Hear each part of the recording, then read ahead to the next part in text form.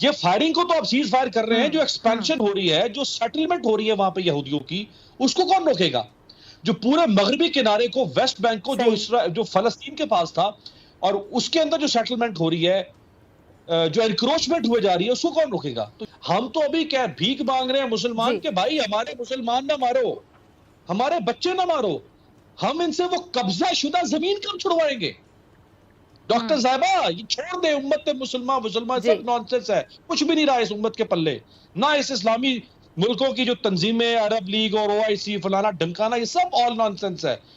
कुछ नहीं आपको मिल सकता वापस, जिस हद तक पूरा इसराइल और उसके साथ उसके ताकतवर अलाइज खड़े हुए हैं, ये आपको एक 11 रोज के बाद जंग बंदी पर रजामंद तो हो गया है, लेकिन नकवी साहब इस मसले को हल कब किया जाएगा? क्योंकि जंग बंदी की अगर बात की जाए, ये तो टेम्परेरी है। अब हाल तो ये कि इसराइल की जानिब से जो मस्जिद अक्सा में जंग बंदी के बावजूद आपने देखा कि इसराइली पुलिस ने आज नमाजियों पर फिर हमला किया। अच्छा, मेरे पास अमेरिकी न्यूज चैनल के जो एंकर हैं, आपने भी सुना होगा कि कुरैशी साहब पर यहूद मुखालिफ होने का इल्जाम आयद करती रही, और बार बार, एक दफा नहीं बार बार यहूद मुखालिफ सोच का इल्जाम लगाती रही। अब एक तरफ ये कहते हैं कि जी इनका जो मीडिया है इंटरनेशनल मीडिया है, और एक एंकर का इस तरह इल्जाम लगाना, क्या इसराइल के मीडिया से मजबूत रवाबित को शो नहीं करता?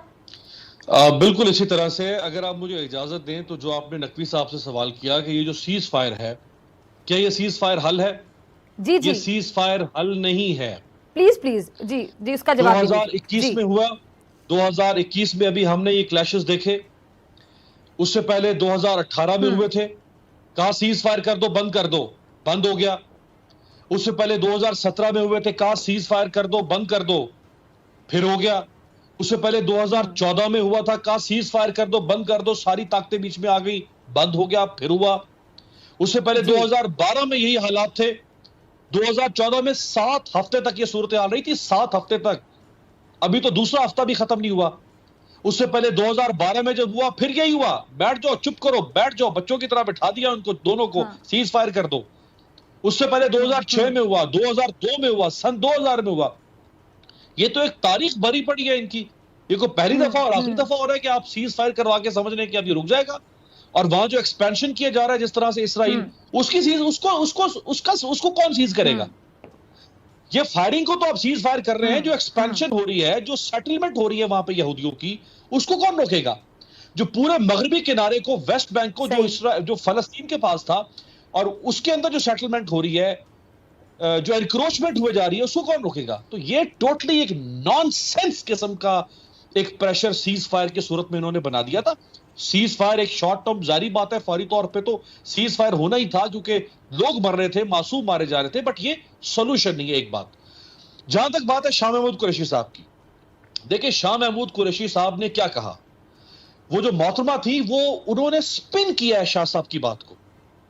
शाह साहब ने कहा कि इसराइल जो कुछ कर रहा है उसको वेस्टर्न मीडिया नहीं दिखाता उस तरह से, और फलस्तीनियों की मजलूमियत को भी नहीं दिखाता, जिसको स्पिन कर दिया सीएनएन के एंकर ने कि आप यहूदी मुखालिफ जज्बात का इजहार कर रहे हैं।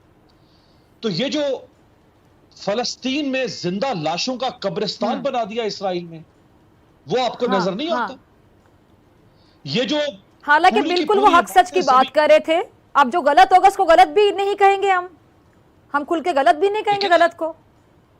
इस सारी कवरेज में आप देख लें, इंटरनेशनल मीडिया में किसने बेहतरीन कवरेज की है? अल जजीरा ने, सीएनएन, बीबीसी, फॉक्स न्यूज, इसके अलावा इनके सारे अखबार, न्यूयॉर्क टाइम्स, वॉशिंगटन पोस्ट, इन्होंने तो बराबर का दिखाने की कोशिश किया हमास को और इसराइलियों को।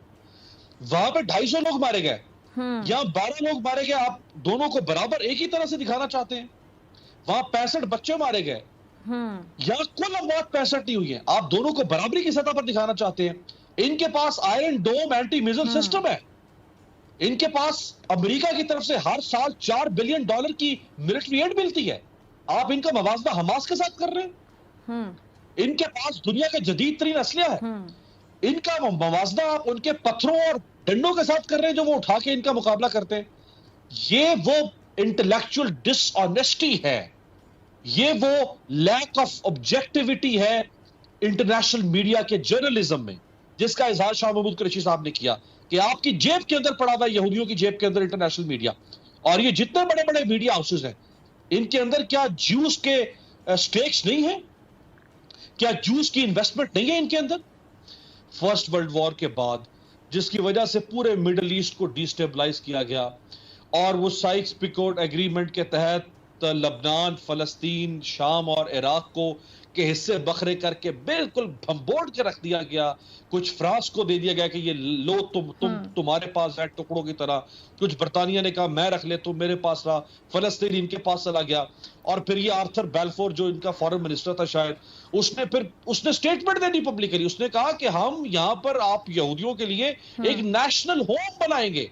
ओ भाई, तुम कौन होते हो यहूदियों के लिए यहाँ पे कौमी घर का ऐलान करने के लिए? ये कोई यहाँ पे नीलाम घर की स्कीम चल रही थी कि तुम लोगों को जमीनों की बंदर बांट कर रहे हो? गन तो इन्होंने खोला था सारा।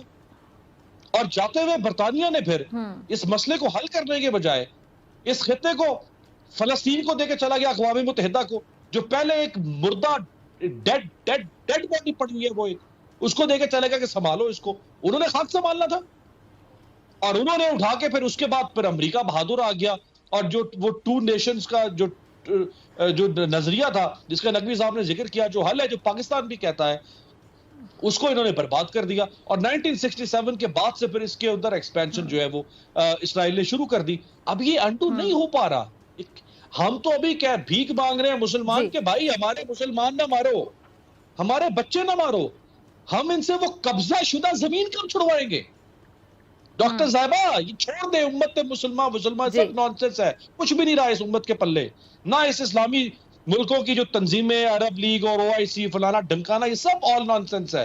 एक बेचारा इमरान खान है और पाकिस्तान है जिसने कुछ खप डाली है, और इन सबको 4 मुल्कों को लेकर वहां पे पहुंच गया यूनाइटेड नेशंस में और कुछ शोर शराबा किया है।